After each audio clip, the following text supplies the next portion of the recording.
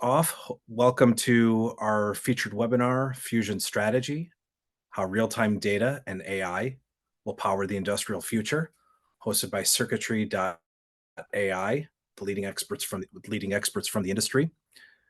My name is Mike Woolard. I am the Digital Marketing Manager at Circuitry.AI and the moderator for this webinar. The webinar is being recorded and it will be available after the webinar has concluded. You will be receiving a recording and the content that is associated with the webinar. All attendees will be muted. You can post questions anytime you want using the question panel in the Zoom widget. We will get to your questions after the presentation, as we will have some time set aside for audience Q&A after the moderated discussion. So this webinar, again, is being hosted by Circuitry.AI, a provider of enterprise AI as a service applications on a decision intelligence platform, allowing you to analyze, augment, and automate your decisions.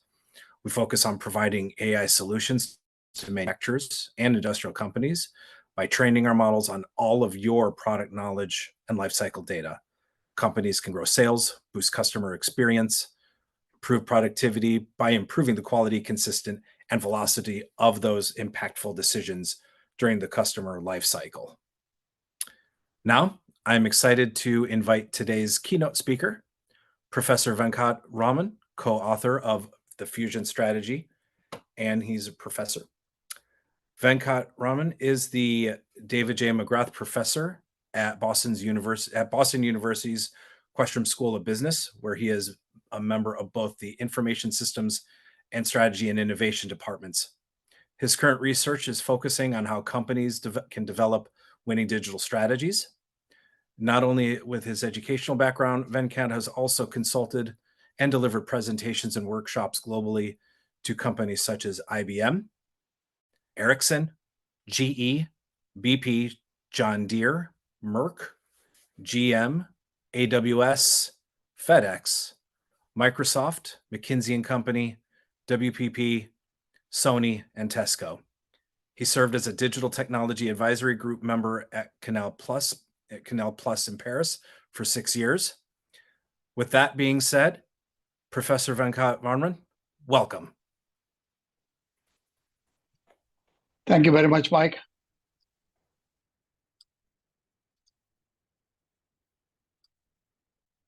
Thank you very much for hosting this. This has been my journey for the last maybe 30 years. I got my mechanical engineering degree in India. And then I started working at Sloan School and MIT as an assistant professor in 1985, when I got really interested at the intersection between strategy and information technology. And then now we call it digital. But at that time, we were trying to understand how will information technology impact the discipline of management as we know it. And that was in late 1980s. Fast forward 40 years later, it's the same question. How will digital technology transform the discipline of management as we know it? But we just have a far greater availability of technologies at our disposal.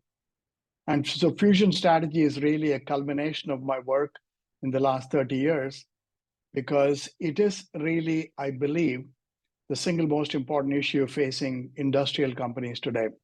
We can obviously go beyond the industrial companies and talk about the fact that every company is in the B2B2C space. So even the B2C companies have to understand what's happening at the back end as their products get delivered from an infrastructure that's also progressively becoming digital. So I've roughly divided my talk into 3 parts. Give you a little bit of history lessons as to how we got here, talk about the fusion frontiers where I positioned the book, and then specifically around fusion strategies and give you some implications for you to think about. The reason why I believe that we are at this interesting, exciting inflection point today is that for the first time, we got 3 powerful laws that are all converging to make data and AI the central aspect of the new business infrastructure. Faster, cheaper computer, greater connectivity, and pervasive availability of the cloud as a computing infrastructure, not just for storage. And when you put it all together, data and AI start to become important. Now, when you take that idea further and look at what are the fundamental strategy issues that companies are dealing with, the companies develop their strategies using simple ideas of scale and scope. We expanded from one product to multiple products, and that's what scope was. And we thought about scale in terms of market share. As long as we produce more than our competitor, we have a higher market share, we can command the premium in the marketplace. So scale and scope were the driving force of strategy for many years. And I used to teach strategy at MIT for a long time, and scale and scope were the important aspects. But digital is actually making us think about scale, not from an industry point of view, but as web scale. Scope, not just in terms of adjacencies, but diagonals that makes a company like Amazon go from advertising to mobile devices, from advertising to media, from advertising to automobiles. And the third dimension of digital shift is linear to exponential. Most industrial companies are good at managing linear speed, but the digital companies are showing that it's not enough to manage linear speed, and we've got to manage exponential speed. Now, when you put scale, scope, and speed together, we have web scale, where companies can diagonally go across industries without much entry barriers or mobility barriers. And then some of these digital companies are able to grow at an exponential speed. Those three conditions challenge the industrial incumbents. And that is really the reason why I've been working in this area. I wrote my first book on digital matrix a few years back, and then obviously we're shifting to fusion strategy. But the history lessons are fairly straightforward. If you look at the left side, these are the brands that I remember when I used to think about photography. These are the brands that the younger generation thinks about when they consider photography. These are the brands I remember when it comes to music. These are the brands that the younger generation thinks about music. These are the brands I think about movies. When I would go to the theater, and the movies will start with a big logo of the studio that produced it and distributed it. And this is how we think about movie and entertainment today. This is how I remember the newspapers. This is how the younger generation thinks about news. And last but not least, this is how I remember making financial transaction other than cash and check. And this is how the younger generation thinks about payment. All I'm trying to do is to show you that in the last 15 years after the smartphone was introduced, much of the analog businesses that was easy to be digitized have gotten digitized. In most of those cases, the traditional analog products became apps inside a smartphone. And these digital companies unlocked value with very different views on privacy, depending on whether you're Google or Apple or Meta or Tencent or Baidu, as the case may be. The digital giants unlocked value with different views on privacy. But what got us thinking when I finished my digital matrix book and started discussing with my co-author is that what is the underlying logic that makes the digital companies win? And we created this concept called data graphs, which are really your ability to track real time how your customers use your product, understand that across customers to come up with the best recommendations for each customer. Think about the fact that the data graphs are a particular type of big data, which allows you to track real-time data at the product in use. That allows you to then come back with personalized recommendation because you got scope of data across multiple settings.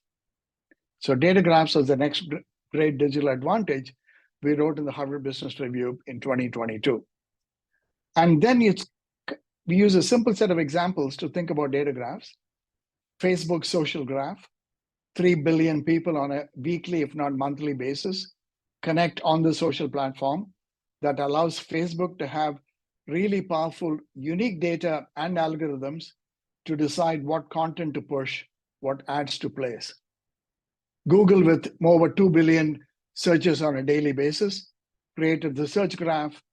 Spotify created music graph based on what we listen rather than what we have on our device, which is what Apple was good at with the iPod. But that's not all. Netflix does movie graph, where even today, 75% of what we watch on Netflix is on the first screen that they customize for each one of us. LinkedIn with professional graph, and Amazon with purchase graph. You get the drift.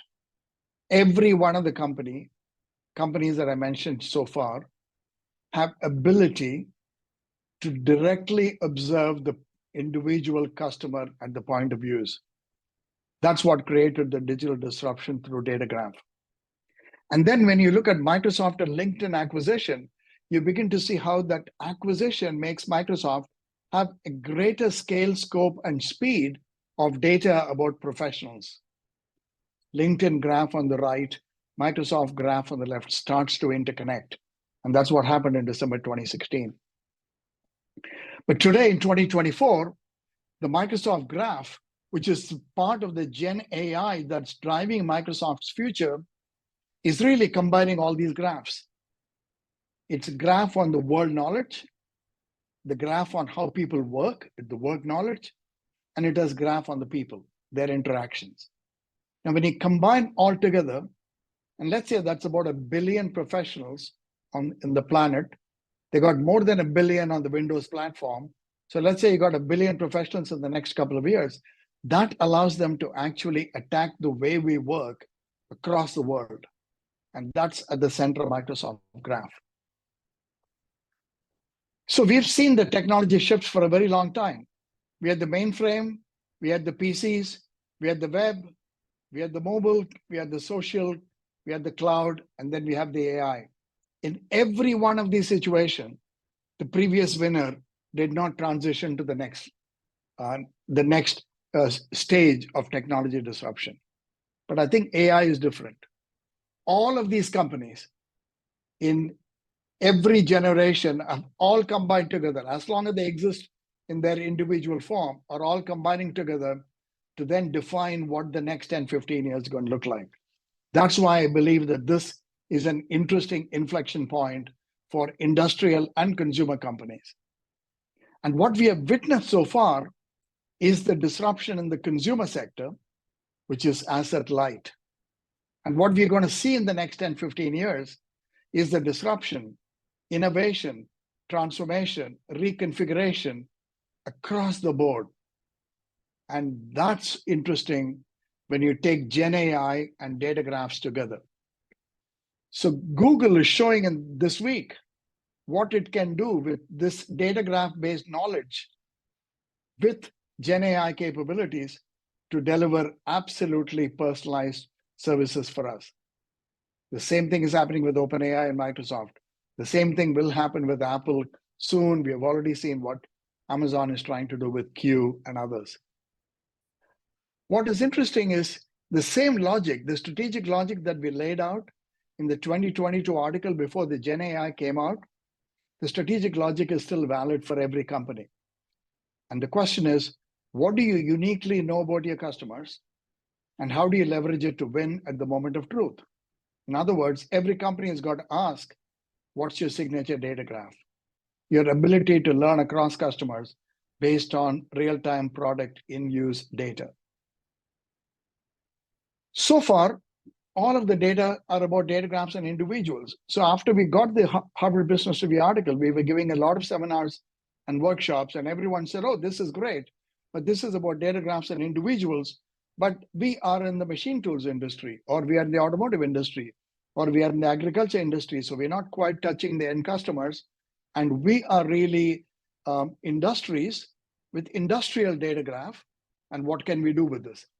And our response has always been that the logic of data graphs have become more easy to understand in the context of the consumers, mainly because of the availability of the smartphone that makes all of the data traceable, trackable, and analyzable. And one device on 5 billion people, availability on 5 billion people, allowed the consumer data graph to be created. The industrial data graph will happen on top of IoT, on top of sensors, on top of software, on top of cloud connectivity, on top of cellular capability, on top of satellite connectivity. All of that is going to make data graphs on industries become a pivotal point of disruption over the next 5 years. So that's what led us to the Fusion Frontiers. So the Fusion Frontier really says every industry, unless the product has become completely digital, like music or newspaper, even though we got elements of news still, most of it is really physical plus digital. And when you look at physical plus digital, information is important, but the larger question for us is the value going to go to companies that make physical products, or is the value going to go to companies that wrap information and data graph around the physical products and understand products in use? So the idea of fusion strategy is that steel meets silicon, industrial engineering intersects with information science, data in motion, not data static, plus AI create competitive advantage, but ultimately is really re-architecting the organization with smart humans and powerful machines working together, and think about our positioning in terms of different digital business ecosystems. Because as I said, as industries become digital, new ecosystems are formed between old guard and the new guard, and you got to figure out where to play in that ecosystem. We believe that no industry will escape the fusion future. And so that's why we wrote the book in the early stage. And then people asked, how big is it and why now? We believe that we have barely scratched the surface of what we can digitize. We haven't digitized vibrations of machines and wind turbines and automobiles in real time. We haven't digitized all that we can do with health. We haven't digitized all the multimedia capabilities that we can do on machines. And if you see what OpenAI and Google announced earlier this week, it is all about multimodality, Gen AI with multimodality. So we got to codify that content. And since the compute capability is getting cheaper and faster, the fusion frontier over the next 10, 15 years is the opportunity space for every company to think about what you can do when you have the compute capability and content codification that are possible. And we believe that that's about $75 trillion worth of global GDP. We have digitized roughly $25 trillion of GDP today, and that $75 trillion is about to be digitized. It may take 10 to 15 years, but again, if you think about what's happened in the consumer sector, iPhone was introduced in 2007, and we are in 2024. That's 17 years. It takes a while, but when that happens, will the current industrial incumbent leaders succeed, or will somebody else win? That's why, as a strategist, I'm interested in this question. So if you take the automobile as an example, which is a simple case, it's an industrial combustion engine. We all know this.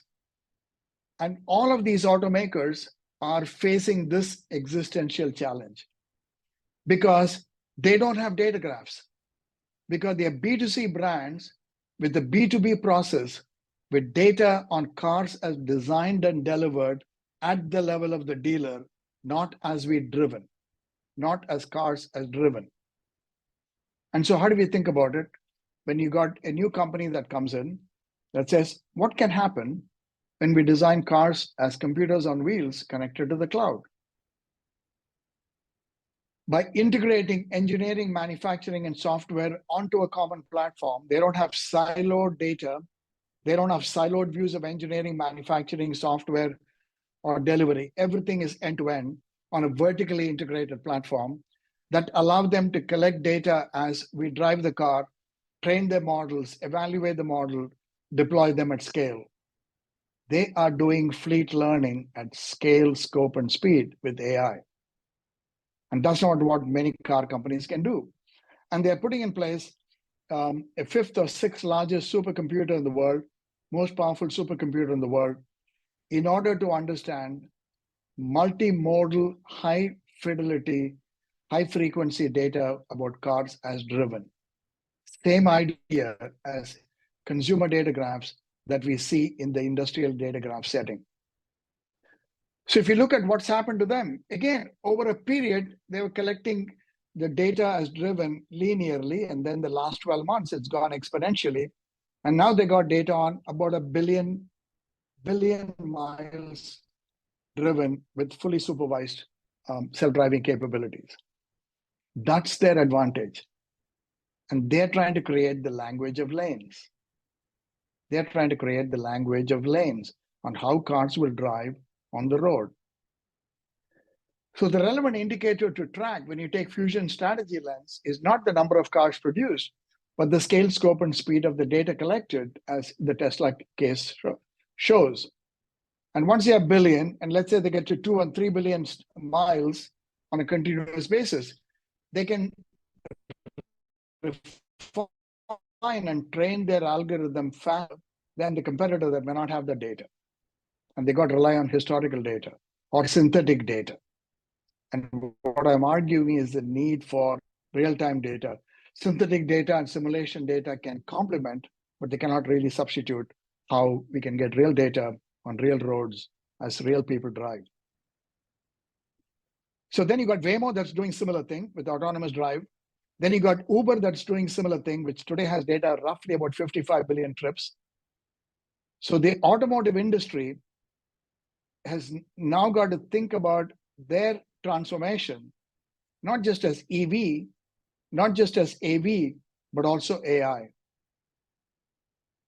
And that is what the companies are trying to do. Right? The major automakers are developing their roadmap towards their fusion futures, where the scale, scope, and speed differ, depending on whether you're Mercedes, or GM, or Ford, or Toyota, or BMW, or Volkswagen. So the lesson that we take from this industry is that every industry's business architecture is really shifted end-to-end from chip to the cloud to the customer. And a new dimension of differentiation is happening with real-time data and AI. Chip to the cloud and ultimately to the customer. So it's EV plus AV plus AI is the driving catalyst, the force multiplier, if you will, of the automotive industry. So now when you look at fusion strategies, I've laid out in the book, and hopefully you'll get a chance to see it.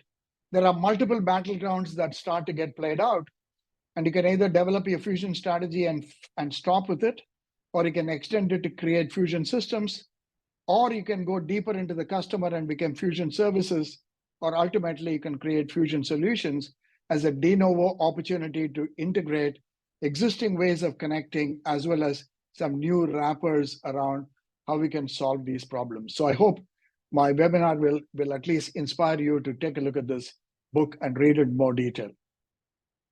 But we are in the early stages. And it's going to happen in pretty much every industry. And I'm just giving you a set of industries that my current research is focused on, extending fusion strategy on this industry. But I believe it's going to happen across the board. So in the next maybe few minutes, I'll leave you with some insights, and then I'll let Ashok have a chat with me before we close. The insights are fairly straightforward. You got to act now or be left behind. There is no need for procrastination. We're not waiting for some great new technology to come in before we embark on this transformation towards the fusion future. We got to start by digitizing your products. We spend a lot of time digitizing processes, SAPs, ERP, CRM, but this is the time to actually digitize your products with sensors, software, IoT, cloud, and satellite connectivity. Then we got to architect our digital business stack. Where do you play in the digital business stack? Do you want to play in the hardware and compete against NVIDIA, or do you want to partner with NVIDIA? Do you want to be in the software and create your own software for the automobile, or decide to outsource the automobile to Apple with CarPlay, or Android, or Apollo, or anybody else? We got to architect the business stack because you got to make a choice, because you can't do this end-to-end yourself. But you got to unify the multiple digital twins. Industrial companies do a very good job of digital twin for product digital twin, or process digital twin in terms of digital thread. But in the book, we argue that it's all about performance digital twin, which is based on real-time observation of products in use. You got to connect all of them together and unify the multiple digital twins. You got to propel your signature data graphs with AI. As I said earlier, every company should think about what its design of the data graph will look like to make it signature. By signature, I mean, is it different from competitors? Is it different because of scale, scope, and speed of data that you're collecting? Is it different because you got algorithms that are superior than your competitor? Then you got to propel those signature data graphs with AI and Gen AI in order to deliver personalized recommendation to customers. As I said earlier, industries get blurred with digitization. Apple getting into financial services, Amazon getting into healthcare, right? Alphabet getting into healthcare and automotive. These are all multiple ecosystems where industry and digital sectors converge, which means we got to decide where we play in this ecosystem and what role do we have in the ecosystem. As we write in the book, there are orchestration roles and participation roles, and you got to really understand how to play in that space. Ultimately, it's not just human or machines. We got to multiply human intelligence with machine power. Gen AI in the last 12 months has shown what it means for individuals and individual professionals to use Gen AI to be much more productive. Now imagine that at the industrial scale, industrial Gen AI with industrial engineers, industrial Gen AI with chemical engineers, industrial Gen AIs with automotive engineers, industrial Gen AI with aeronautics engineers, and so on. We've got to multiply human intelligence with machine power. Many companies that I've been working with, and I've given lectures to or run workshops, they recognize data, but keep it on the side of their core, at the periphery of the core. Unless you elevate data and AI to a strategic core, data scientists will be seen at the periphery of the company, not at the core of the company. Ultimately, the only way we can think about effectively navigating this uncertainty is to carry out a series of experiments. And the only way to think about experiment is that experiments don't fail. They give you insights for follow-on experiments. And these are not tech experiments, but business experiments that are testing your assumptions, showing you the way forward, and we got to sequence it. Because we got to sequence it to learn from one experiment onto the next experiment, and so on. And finally, if you're serious about the digitization of the industrial sector, you got to recalibrate your strategy scorecard. I briefly touched on the idea that it's not about tracking the number of cars, but the data scale, scope, and speed of data that Tesla collects. Like that in every industry, we can look at the metrics today and think about the metrics tomorrow and recalibrate the strategy scorecard on a continuous basis. So the digital matrix, I showed that the incumbents failed to counter digital threats in the asset-light sector. I wrote Fusion strategy to make sure that this time it'll be different. Thank you very much for listening, and I look forward to continuing the conversation with Ashok and taking questions from you. Thank you.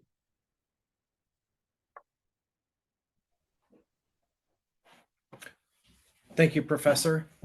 Now I'd like to welcome Ashok Kartham, the founder and CEO of Circuitry.AI, to continue on the conversation and chat on Fusion strategy. Ashok? Thank you, Mike. Again, Professor Venkatraman, thank you very much for the presentation. It's an amazing presentation, and I think every industrial company should listen to these Fusion strategies and execute on them. And also congratulations on a brilliant book, which we recommend again to all of our customers as well as all industrial companies. I want to start our conversation with, in the book, you give a very good examples of well-established companies like John Deere, who has been there for 150 years and has been transforming the agricultural industry with fusion strategies. Then you talk about Tesla is a new entrant transforming the car or automotive industry.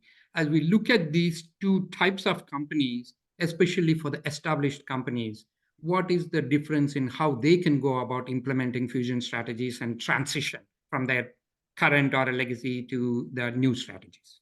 Yeah. I'll give you.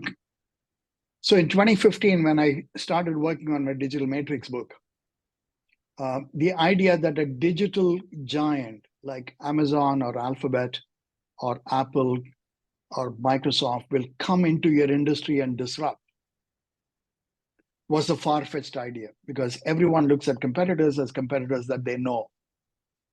Now it's about competitors that you do not know. So the first and foremost for legacy companies is to think about the fact, will they be relevant in the next 5 years? In the same way, ability to extract as much value if their industry is becoming digital and they do not have the digital capabilities to transform, right? They will get commoditized. So the first thing is to create the fact that the future is not an extrapolation of the past. The competitors that you know are not the competitors tomorrow. And you start looking at these new competitors and benchmark and analyze their capabilities. And then you realize that the gap that you have in terms of digital proficiency that you bring, and the gap that the digital companies or startups bring to your marketplace is so significant that unless you start on the journey to close the gap, you're going to find yourself disrupted. So that's the first point. So the contrast between GM and Tesla is done purposefully, right? Because for GM, the relevant competitive set has been all the companies I showed on that graph. Now, it's not just the competitors on that graph. It's all of the other companies that are coming into the automotive sector. So we got to look at their scale. We got to look at their scope, and we got to look at their speed. And when you look at their speed of analyzing data in real time, the legacy companies have data that are in siloed databases across functions that they don't talk to each other. Then they got data that is inside the company and some data the dealers, and they're not really interoperable. So when you got these siloed data and a new company that comes in and is able to put together an end-to-end data view on which you can train algorithm, they have the advantage. So this is really a way for every company to think about, what is it that we need to do? What is the technical debt? What's the technical debt that we have to now overcome in order to really be a credible player in the future, right? Mm-hmm. Companies have carried this technical debt for too long. Now I'm saying that may be okay if other companies like you are also carrying similar technical debt. But now you're facing a new set of competitors that don't have the technical debt. They don't have the data debt that you have. So that's why I think it's an important issue for them to start thinking about. Absolutely. Then, Professor Venkatraman, you talk about the data graph as a foundation that supports the fusion strategies. And to implement it, you also mentioned about the digital twins, especially talk about the 3 twins or tripartite twins. How do they differ from digital twins companies have talked about over the last 1 or 2 decades? And what is the importance of integrating these to support fusion? Yeah, right. So, let's say we are designing an aircraft engine, the industry that really pioneered the digital twin, right, with NASA program, the space program, and so on. The digital twin is to evaluate all possible alternatives during this design stage. And once we lock in the design, we then go into production. And we don't have any good data on what happens when a product fails. So by integrating this tripartite digital twin, by tripartite, I mean product twins, process twins, because the aircraft engine will have to be manufactured. And there's a lot of things that could go wrong. So at least you're collecting real-time data on where the components were and how it was integrated and what were the test levels and everything else. And then finally, it is on a Boeing or an Airbus engine that's flying on different conditions. If you start recognizing an anomaly of engines in flight, You can fix it.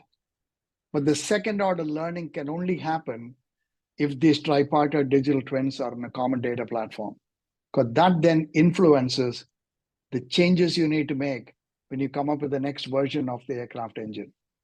Same thing for tractors, same thing for cars, same thing for wind turbines, same thing for buildings. Today, all of them are siloed activities. So we're saying, okay, what happens if you have a performance twin of every car on the road, which is what Tesla has? What happens if you have a performance twin of every building? And in order to understand how buildings operate, I should be able to then take the data and give that to the designer, give that to the builder to see where things fail. So that end-to-end view is something that will change how the companies interconnect with its partners in the ecosystem. And data sharing will have to be contracted. The data sharing will have to be understood. But if we don't do that, there'll be siloed leakage that will simply perpetuate the old problems that we've had in the industrial age for too long. That's great. Once we have the data foundation, let's talk about a little bit about the role of AI, especially in the last 18 months. It's been amazing what Gen AI is able to do. I think it changed the perspective of everyone on the capabilities of AI. So when we look at fusion strategies, what role do you think Gen AI will play? Yeah, great. I briefly touched on this idea called Tesla's language of lanes. They use the word language of lanes because it's about the large language models in driving, right? That's basically what it is. So let's call it AI language of lanes. There's got to be AI language of farming. There's got to be AI language of building. Uber is looking at AI language of mobility in urban centers. Waymo is looking at AI language of safe driving, right? So industries are going to develop their specific AI language that make that industry perform as effectively as possible, as efficiently as possible. All the excitement so far has been on consumer Gen AI. Mm-hmm. Don't get me wrong, it's fantastic to be able to have Gen AI models that will write a poem or create a video or summarize the article for me or help me deliver an outline for a presentation. My interest as a mechanical engineer with the business focus today is on industrial Gen AI. And the industrial Gen AI is in the early stages, just like industrial data graph is in the early stages. So as Amazon works with John Deere, or with Alphabet works with John Deere or Monsanto or Case, they will start applying the DeepMind capabilities that today comes up with Project Astra, but tomorrow it could be Project Astra that is applied to every one of these industries. So they can only do that because the foundation models exist today. So as industrial Gen AI becomes the focus rather than consumer Gen AI, the UX will change, the monetization will change, the ecosystem will change. So I like everyone who's in the industrial sector to learn again from the Gen AI in the consumer sector, but really ask the question, what level of training do I need to provide for what kinds of models to come up with algorithms that will work to make my industry unlock value that otherwise is trapped today in the siloed way of looking at this. So to me, industrial Gen AI is like, it's the pre-iPhone moment for the industrial Gen AI. And so we'll see a lot more of that in the next few years for sure. No, definitely. That's music to our ears too. Then, Professor Venkatraman, I want to switch to a couple of questions that are submitted by the attendees, pre-submitted. One from Dipendra from Geo Platforms of Reliance Industries. The question is related to, you'd like to understand more use cases where fusion strategies work. You talked about some of the examples, where you see this is actually being implemented and at work today. Yeah. So it's a great question. So again, when I've been working with companies, I like to make a distinction between designing a fusion product from scratch, right? That is, you have the luxury of actually designing a completely new tractor, as opposed to modifying existing tractor or adding sensors to make the current tractors transmit data in real time, right? So you got 3 stages. Because in the industrial sector, there's a lot of install base. The best use case in the beginning is to think about what is the minimum viable addition of a module to an existing product so that we can start collecting relevant real-time data in use. And once we do that, then we can construct our data graph, show that it is now possible to use that data to come up with a recommendation that's valuable to the customer. And that's a minimum viable data graph, the minimum viable Fusion product. Then you can say, okay, now the next roadmap is how do we take our existing architecture of the product and adapt it, right? Becoming hardware, software, OS, application, data, cloud, so on, while constantly thinking about what will the brand new next version of your product look like. And so think of use cases in 3 stages. First stage is to prove that the data graphs will allow you to deliver value to the customer, earn the right from that to make investment to modify your current architecture where it makes sense while you're designing what the future architecture would look like. So use cases in 3 phases. That's good. So another question from one of the attendants, Ted Danner, who used to manage Nissan's vehicle service contracts, has a question on how can automotive OEMs transition from mechanical repair or break fix service contracts to outcome-based contracts utilizing the connected vehicle data. So there is a monetization associated with these connected cars. Yeah, and again, automotive is a great example, right? Because when you look at the transition away, this is going to have implications for all the third-party service providers that exist today to repair the cars. And the current cars have huge amount of repair, and I don't know I haven't calculated the exact amount of that after sales and service market that is going to be disrupted when everything becomes digital. But the digital is going to open up new service opportunities, right? So the whole idea of break fix is because I cannot predict when something is going to break, and I can only fix it after the fact.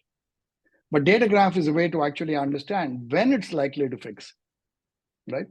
So if I can now observe every part in the car and know when it's going to fix, then I can proactively do that. And either I do that as a bundle contract or a transaction contract is a matter of detail.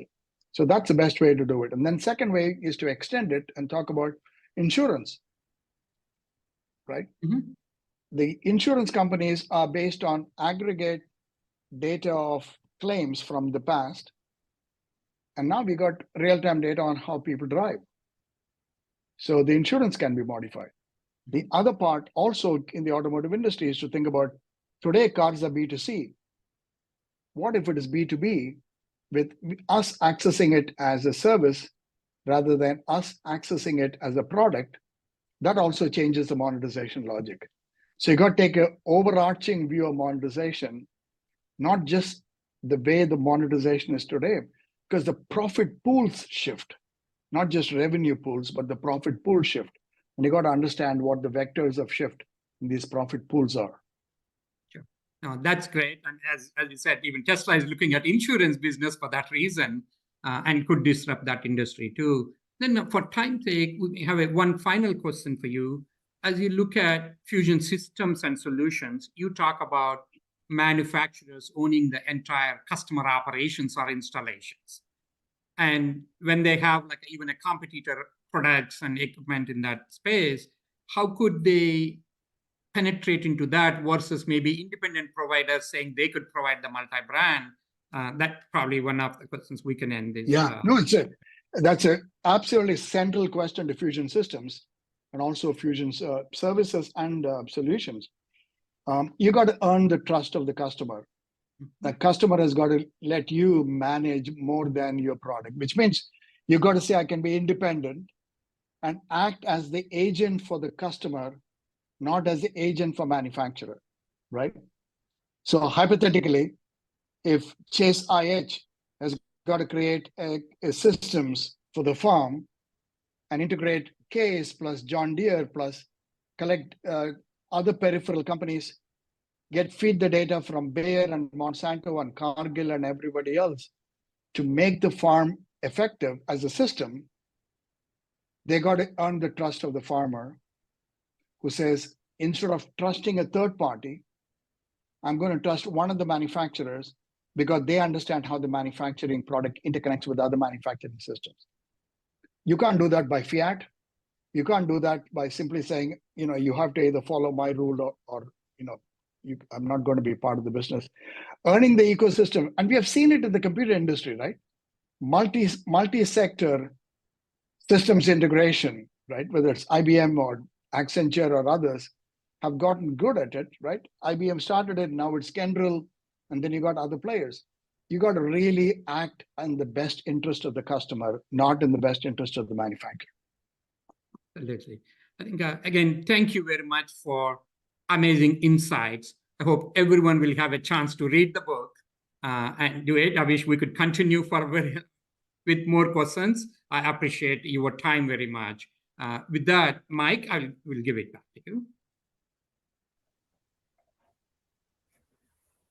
Yep, Professor, thank you very much for your time today. That's all the time we have. We will definitely be following up after the webinar on any remaining questions that might not have gotten answered, but we will have a digital version of the professor's book that we be sending you a link for the digital version.